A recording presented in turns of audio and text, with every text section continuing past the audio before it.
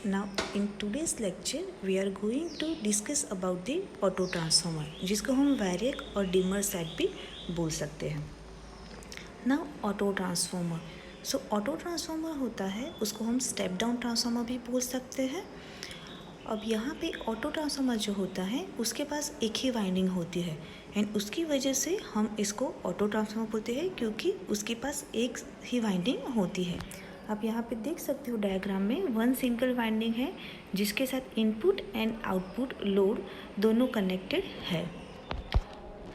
Now जो normal transformer होता है उसके पास दो वाइंडिंग्स होते हैं और दोनों फिजिकली सेपरेटेड होते हैं, बट मैग्नेटिकली जो मैग्नेटिक कोर होती है उसके वजह से वो कनेक्टेड रहते हैं. मीन्स कि जब भी आप सप्लाई देते हो प्राइमरी वाइंडिंग में तब फ्लक्स प्रोड्यूस होता है एंड वो सेकेंडरी वाइंडिंग के साथ लिंक करता है. यानी कि फिजिकली दे आर सेपरेटेड होते हैं but magnetically they are coupled with each other. अब ये दोनों जो primary winding and secondary winding होते हैं वो दोनों सेपरेट होते हैं, मीन्स आइसोलेटेड होते हैं. एंड इसकी वजह से ही जहाँ से हम सप्लाई देते हैं, जहाँ पे सप्लाई दे रहे हैं, जो वोल्टेज रिसीव करा है सोर्स में से उसको हम बोलते हैं प्राइमरी वाइंडिंग, जबकि जो लोड को ट्रांसफ़र करता है एनर्जी उसको हम बोलते हैं सेकेंडरी वाइंडिंग. या तो जहाँ पे लोड कनेक्ट किया जाता है उसको हम बोलते हैं सेकेंडरी वाइंडिंग. तो this is the ordinary transformer जिसमें प्राइमरी वाइंडिंग होता है, सेकेंडरी वाइंडिंग होता है, मैग्नेटिक कोर होता है, प्राइमरी वाइंडिंग होती है एंड सेकेंडरी वाइंडिंग होती है. They are isolated from each other, means they are physically separated होते हैं but magnetically they are coupled with each other. जिसके साथ सप्लाई कनेक्ट करते हैं उसको बोलते हैं प्राइमरी वाइंडिंग एंड जिसके साथ लोड कनेक्ट करते हैं उसको हम बोलते हैं सेकेंडरी वाइंडिंग. बट जो ऑटो ट्रांसफार्मर होता है उसमें सिर्फ एक ही वाइंडिंग होता है जो प्राइमरी एंड सेकेंडरी दोनों के लिए कॉमन होता है एंड इसकी वजह से ही हम उसको ऑटो बोलते हैं. सो ऑटो यानी वन सिंगल, यानी कि auto transformer. The term auto here refers to that the voltage input variations will be automatically can be improved or can be reduced utilizing the single winding. यानी कि जो voltage होता है वो increase भी हो सकता है, डिक्रीज भी हो सकता है depending upon its use by using only one single winding. Now theory of auto transformer. अब यहाँ पे देखिए ये जो आपको डायग्राम दिखाया गया है वो step down type auto transformer का दिया गया है. ओके, यहाँ पे देखिए 1 2 3 टोटल 3 टर्मिनल आपको दिख रहे हैं. ओके, तो जो 1 2 सेक्शन है उसके साथ जो टर्न्स है उसको हम बोलेंगे 1 2 3 सेक्शन में जो नंबर ऑफ टर्न्स है वो है N1. ओके, जबकि 2 3 सेक्शन जो है उसके अंदर जो वाइंडिंग है उसको हम बोलेंगे N2. तो 1 2 सेक्शन में नंबर ऑफ वाइंडिंग्स क्या हुआ N1 माइनस N2. ओके, यानी कि टोटल 3 सेक्शन हम कंसिडर करेंगे. 1 2 section, 2 3 section and 1 3 section. 1 3 section में यानी कि प्राइमरी में जो नंबर ऑफ टर्न्स है वो है N1. 2 3 सेक्शन उसमें जो नंबर ऑफ टर्न्स है वो है N2, जबकि 1 2 सेक्शन उसके अंदर जो वाइंडिंग्स है वो है N1 minus N2. Okay, so यहाँ पे N1 is greater than N2 and because of that this transformer is called as step down transformer. जो N1 है उसको हम बोलेंगे प्राइमरी टर्न्स, N2 उसको हम सेकेंडरी टर्न्स बोलेंगे, I1 है वो प्राइमरी करंट है, I2 है वो सेकेंडरी करंट है, V1 प्राइमरी वोल्टेज है जबकि V2 है वो सेकेंडरी वोल्टेज है. ओके, अब यहाँ पे I2 की वैल्यू है वो ज़्यादा होगी I1 से. ओके, सो उसकी वजह से जो 2 3 सेक्शन है उसमें से जो करंट फ्लो होगा वो होगा I2 minus I1. Okay, primary में से जो करंट फ्लो होगा वो होगा I1. ओके, तो यहाँ पे जो EMF इंड्यूस्ड होगा, ओके, सो EMF पर turn ET is equal to V1 by N1 आपको मिलेगा। अब यहाँ पे जो EMF इंड्यूस्ड होगा वो बोथ वाइंडिंग के लिए सेम होगा। If there are N2 turns in secondary winding, okay, अगर सेकेंडरी में N2 टर्न्स हो गए, so the secondary voltage will become V2 is equal to ET multiply by N2, means V2 is equal to V1 divided by N1 cross N2। तो finally हमें equation मिलेगा V1 by V2 is equal to N1 by N2 is equal to I2 by N1। Okay, so यहाँ पे चलिए ये figure में से हम वो इक्वेशन डिराइव करते हैं। अब देखिए यहाँ पे जो V2 है, V2 will be as it is V2 divided by V1 minus V2 is equal to number of turns for second is N2, so N2 divided by for section 1 to 2 number of turns is N1 minus N2. Now if you multiply, cross multiply these two, so V2 multiply by N1 minus N2 is equal to N2 in bracket V1 minus V2. Now do multiplication, so V2 N1 minus V2 N2 is equal to N2 V1 minus N2 V2. So you will finally get V2 by V1 is equal to N2 by N1 is equal to K, जिसको हम बोलते हैं transformation ratio. Okay, so finally V1 I1 is equal to V2 I2. Okay, now output of the auto transformer. So the primary and secondary winding of an auto transformer are connected magnetically as well as electrically. So the power transfer primary to secondary inductively as well as conductively. Okay, जो auto transformer होता है उसमें जो primary winding and secondary winding, यानी कि यहाँ पे एक ही वाइंडिंग है, यानी कि both the windings are connected magnetically as well as electrically. Electrically भी कनेक्टेड है एंड मैग्नेटिकली भी कनेक्टेड है। सो इसकी वजह से जो पावर ट्रांसफ़र हो रहा है प्राइमरी टू सेकेंडरी वाइंडिंग में वो इंडक्टिवली भी ट्रांसफ़र होगा एंड कंडक्टिवली भी ट्रांसफ़र होगा। So first of all write down the output apparent power. Okay, so तो आउटपुट हमें कितना मिलेगा, so voltage multiply by current यानी कि V2 I2। Now apparent power transferred inductively, so यहाँ पे जो करंट होगा यहाँ पे हम कौन सा सेक्शन कंसीडर करेंगे, 2, 3। ओके, सो 2, 3 सेक्शन के लिए क्या आएगा, V2 multiply by I2 minus I1, so is equal to V2 in bracket I2 minus I1 की जगह पे हम क्या लिखेंगे, KI2। Okay, because I1 by I2 is equal to K, यानी कि transformation ratio, so because of that put the value in place of I1 is equal to KI2. So now open the bracket, so you will get V2 I2 in bracket 1 minus K, so is equal to V1 I1 in bracket 1 minus K. Okay, because V1 I1 is equal to V2 I2, so you can write down like this way. Now power transferred inductively, so inductively कितना power transfer हो रहा है, so input multiply by 1 minus K. Okay, and power transferred conductively is equal to input minus input multiplied by 1 minus K. If you take input common, then in square bracket 1 minus, in round bracket 1 minus K, close the round bracket, close the square bracket, so finally you will get K multiplied by input. Now copper savings in auto transformer.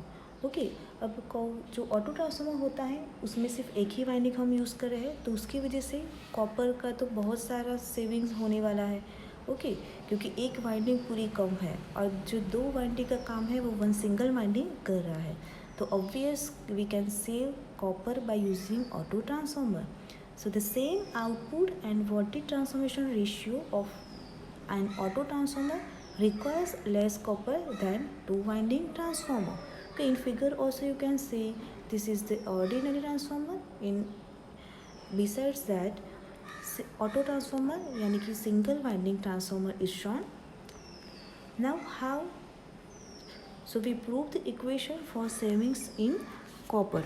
Okay, so the weight of copper required in a winding is proportional to current multiplied by the turns. Okay, जो copper use हो रहा है तो वो हमें find out करना है, तो वो हमें कैसे मिलेगा? सो अगर हम करंट को मल्टीप्लाई करते हैं नंबर ऑफ टर्न्स से तो वो हमें क्या देगा? Weight of the copper. So winding transformer weight of copper required is proportional to for primary I1 N1 plus I2 N2. Okay, so in auto transformer weight of copper required in section 1 to 2 is proportional to क्या आएगा? I1. Okay, for section 1 to 2 के लिए. So current होता है I1, जबकि जो number of turns हमें मिलेंगी वो मिलेंगे N1 minus N2. Okay, and wait of copper required in section 2 to 3. So 2 to 3 में क्या हो रहा है? करंट जो है वो I2 माइनस I1 हो रहा है, but number of turns will be N2. So weight of copper required in section 2 to 3 is proportional to I2 minus I1 multiplied by N2. So now total weight of copper required is proportional to I1 in bracket N1 minus N2 plus I2 minus I1 multiply by N2. तो ये क्या हुआ? Total volt, यानी कि section 1 to 2 and section 2 to 3 को मिलेगा, दोनों को मिला के जो मिलेगा वो हमें देगा total weight of copper required. Okay, so now weight of copper in auto transformer divided by weight of copper in ordinary transformer is equal to I1 in bracket N1 minus N2 plus in bracket I2 minus I1 multiplied by N2 divided by, in ordinary transformer what is the equation? I1 N1 plus I2 N2. Now if you open the bracket and do multiplication, so finally you will get equation like 1 minus 2 N2 I1 divided by N1 I1 plus N2 I2. Now here you can put N2 I2 is equal to N1 I1. So 1 minus 2 N2 I1 divided by 2 N1 I1. So finally you get 1 minus N2 by N1. But here N2 by N1 is our transformation ratio. So put the value of N2 by N1 is equal to K. So finally you get equation 1 minus K.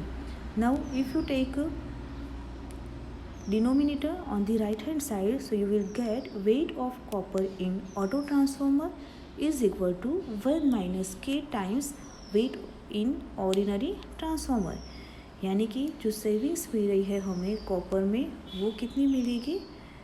W0 minus WA. Okay, so is equal to WA minus 1 minus K times W0, यानी total हुआ KW0. So savings in copper is K times weight of copper in auto transformer, यानी कि transformation ratio के जितना savings हमारा हो रहा है. Now types of auto transformer. जो तो ऑटो ट्रांसफॉर्मर्स जो होते हैं उसके दो टाइप्स है. एक है स्टेप अप ट्रांसफॉर्मर और स्टेप डाउन ट्रांसफॉर्मर, जिसको हम बोलेंगे फिक्स्ड टैपिंग टाइप, एंड दूसरा होता है कंटिन्यूसली वेरिएबल टाइप. जो स्टेप अप और स्टेप डाउन ट्रांसफॉर्मर होता है जिसको हम बोलते हैं फिक्स्ड टैपिंग टाइप, उसके अंदर जो कोर होती है उसमें फिक्स्ड टैपिंग दिया जाता है, और वो जो होती है वो कोर होती है वो रेक्टेंगुलर शेप की होती है या शेल और कोर टाइप का होता है. जबकि जो continuously variable type auto transformer होता है वो टोरॉइडल शेप का होता है. Okay, now step down transformer. This transformer in which NP is greater than NS. Number of turns of primary is greater than number of turns in secondary is called a step down transformer. जो आपको diagram में दिखाया है, यहाँ पे जो NP है यानी कि प्राइमरी के नंबर ऑफ टर्न्स है वो सेकेंडरी के नंबर ऑफ टर्न से ज़्यादा है, इसलिए इसको हम बोलेंगे स्टेप डाउन ट्रांसफॉर्मर. तो step down transformer is a transformer which converts high alternating voltage to low alternating voltage, यानी कि हाई वोल्टेज उसको देते हैं एंड वो जो हाई वोल्टेज होता है उसको वो लो वोल्टेज में कन्वर्ट करता है। जो स्टेप अप ट्रांसफार्मर होता है वो क्या करता है, उसमें जो प्राइमरी के नंबर ऑफ टर्न्स होंगे वो ज़्यादा होंगे, जो सेकेंडरी के होंगे प्राइमरी के होंगे वो कम होंगे नंबर ऑफ टर्न्स, जबकि सेकेंडरी के जो नंबर ऑफ टर्न्स होंगे वो ज़्यादा होंगे।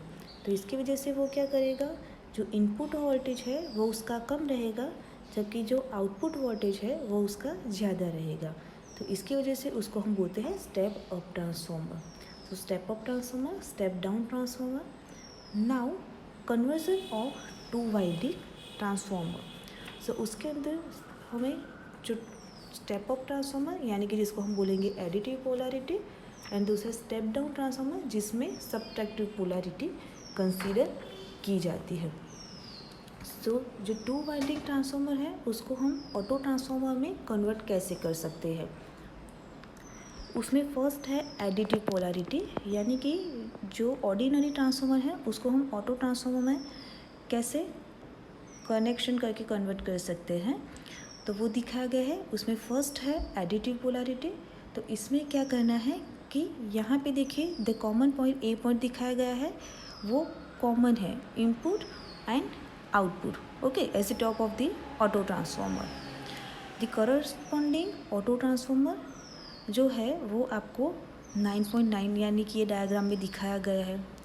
If input is V1 then output is V1 plus V2, okay, due to additive polarity. यहाँ पे V1 एंड V2 दोनों एडिटिव पोलैरिटी में है, तो इसकी वजह से जो इनपुट देंगे वो V1 होगा, बट जो आउटपुट होगा वो क्या मिलेगा, V1 प्लस V2। यानी कि जो ये ऑटो ट्रांसफार्मर है वो उसकी जो एडिटिव पोलैरिटी है एंड इसकी वजह से वो as a step up transformer work करेगा। Now in this second diagram आप देख सकते हो उसमें कि कॉमन पॉइंट है उसको हमने बॉटम में ले लिया है, ओके। तो बॉटम में है, यहाँ पे देखिए जो करंट होगा प्राइमरी में वो I1 मिलेगा, जबकि जो सेकेंडरी का करंट है वो I2 है। तो इसकी वजह से जो फर्स्ट सेक्शन है उसमें जो करंट फ्लो होगा वो कितना होगा, I1 minus I2, okay. Now यहाँ पे जो कॉमन करंट है वो कॉमन टर्मिनल्स की ओर फ्लो हो रहा है, सो इसको हम बोलेंगे additive polarity. Now subtractive polarity. तो सबट्रैक्टिव पोलैरिटी में क्या होता है कि जो प्राइमरी एंड सेकेंडरी वाइंडिंग होते हैं उसको सीरीज अपोजिशन में लगाया जाता है, ओके, जो आपको डायग्राम में दिखाया गया है।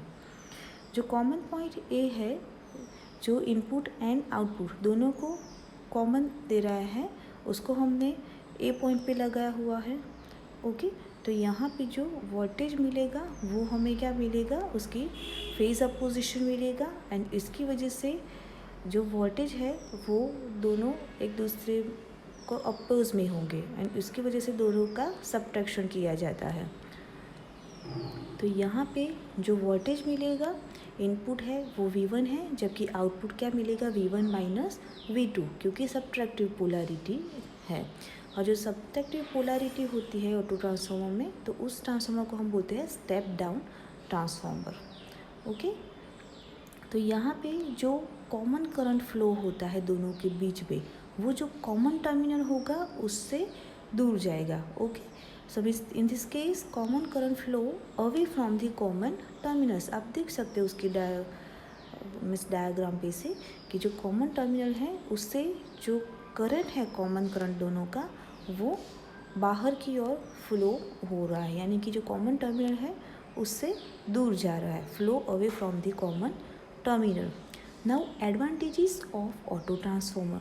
सो कौन कौन से एडवांटेजेस है, तो फर्स्ट एडवांटेजेस है कि an auto transformer requires less copper than a two winding transformer of similar rating, okay. Obvious है जो ऑर्डिनरी ट्रांसफार्मर है उसमें 2 वाइंडिंग होते हैं, तो जो ऑटो ट्रांसफार्मर होता है उसमें एक ही वाइंडिंग होता है, तो हम कॉपर का बहुत अच्छा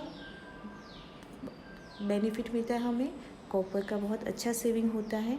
सेकंड है an auto transformer operates at a higher efficiency than a 2 winding transformer of similar rating, यानी कि उसकी जो एफिशिएंसी होती है वो बहुत ज़्यादा रहती है। And auto transformer has better voltage regulation, उसकी जो रेगुलेशन होता है वो कंपैरेटिवली ऑर्डिनरी ट्रांसफार्मर के अच्छा रहता है। साइज़ होती है वो उसकी बहुत कम रहती है एंड उसकी वजह से उसका जो एक्साइटेशन करंट होता है वो बहुत कम रहता है। तो सेविंग्स इन कॉपर उसका फर्स्ट एडवांटेज है। सेकंड है हायर एफिशिएंसी, थर्ड है better voltage regulation, fourth one है smaller size and fifth one है requires smaller exciting current.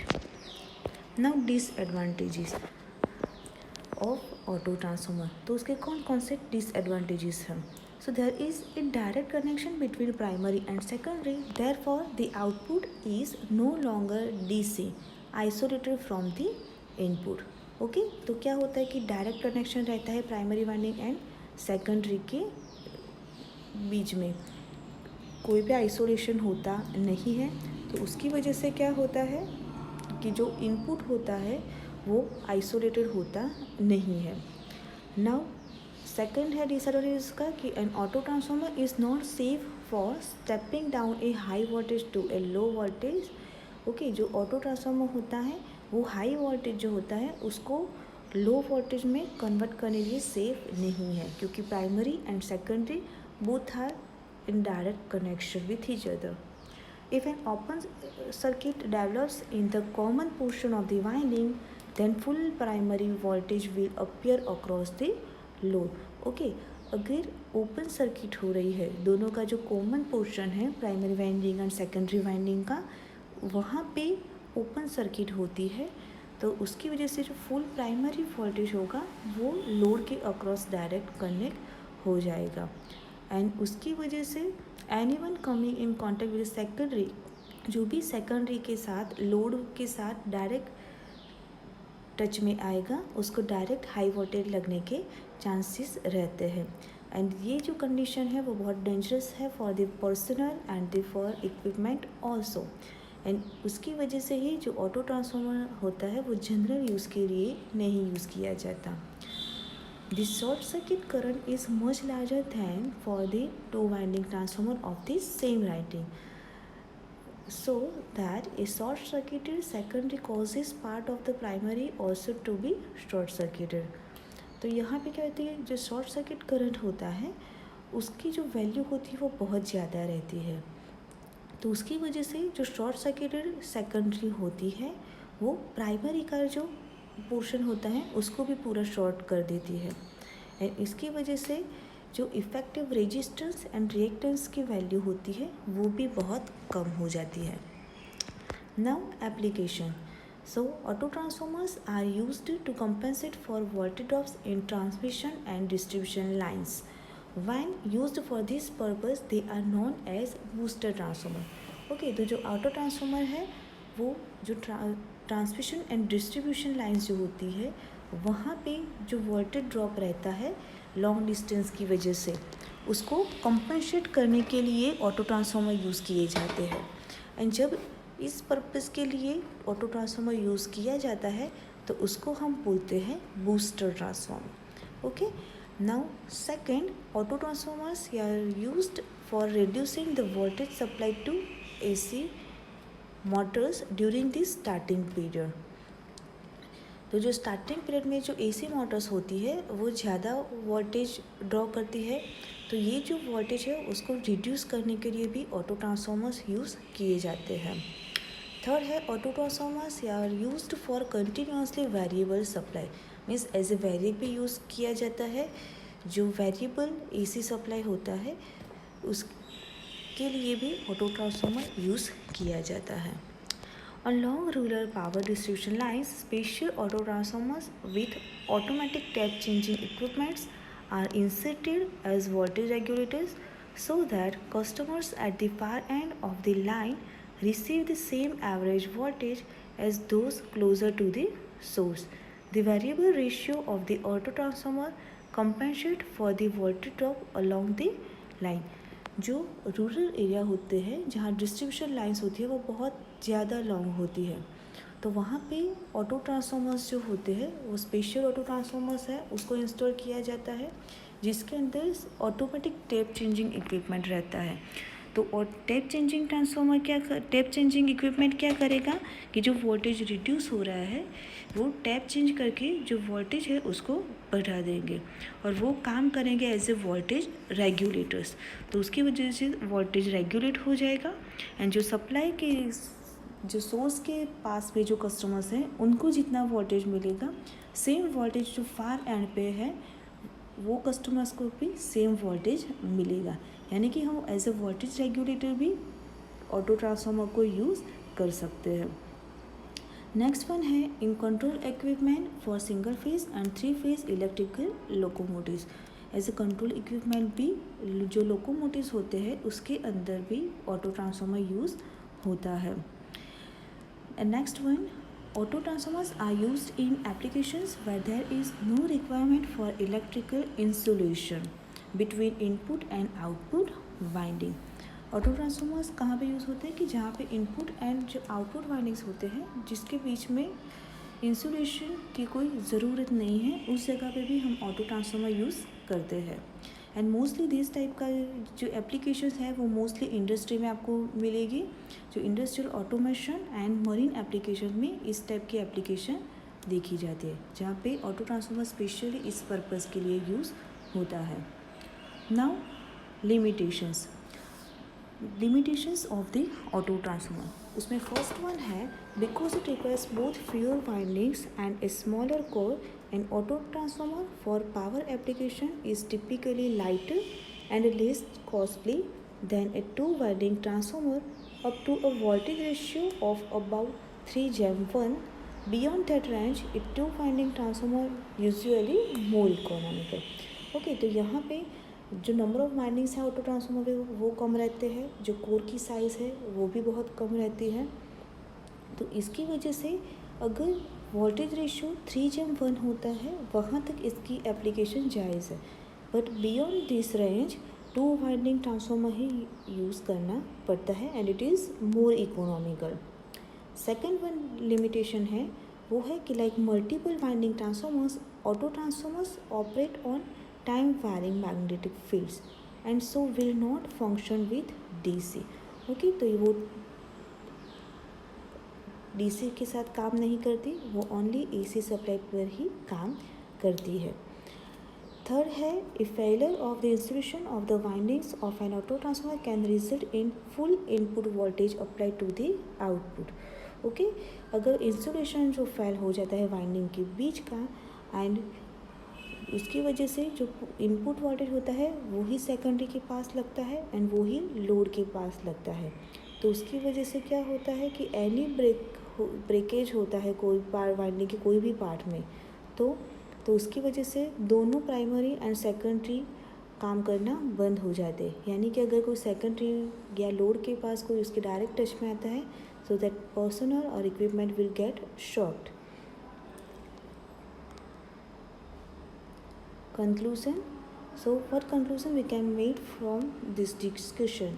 So auto transformer having much more benefits like less amount of copper, high efficiency, possible to get smooth and continuous variation voltage. These are the conclusion from these studies. Now cautions. The transformer must not be connected to a direct source. Transformer को हम direct DC source के साथ connect कर सकते नहीं।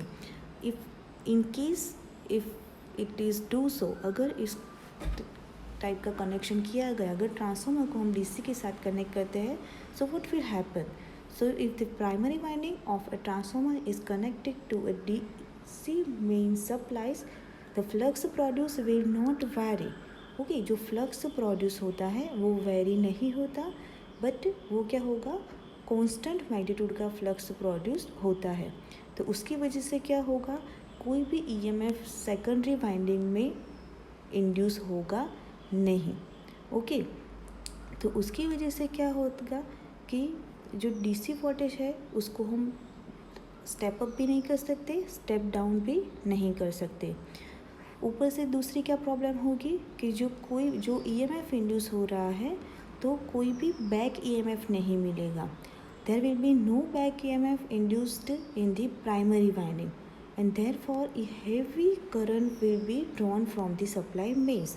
Okay जो EMF induce हो रहा है सेकेंडरी में कोई भी EMF इंड्यूस्ड हो रहा नहीं है, तो सप्लाई की अपोज में कोई बैक EMF ही नहीं है, तो उसकी वजह से जो प्राइमरी है वो क्या करेगी, सप्लाई में से और करंट खींचती जाएगी, तो उसकी वजह से जो प्राइमरी होगी उसमें से ज़्यादा करंट फ्लो होगा एंड उसकी वजह से जो वाइंडिंग्स होते हैं वो बर्न हो जाते हैं।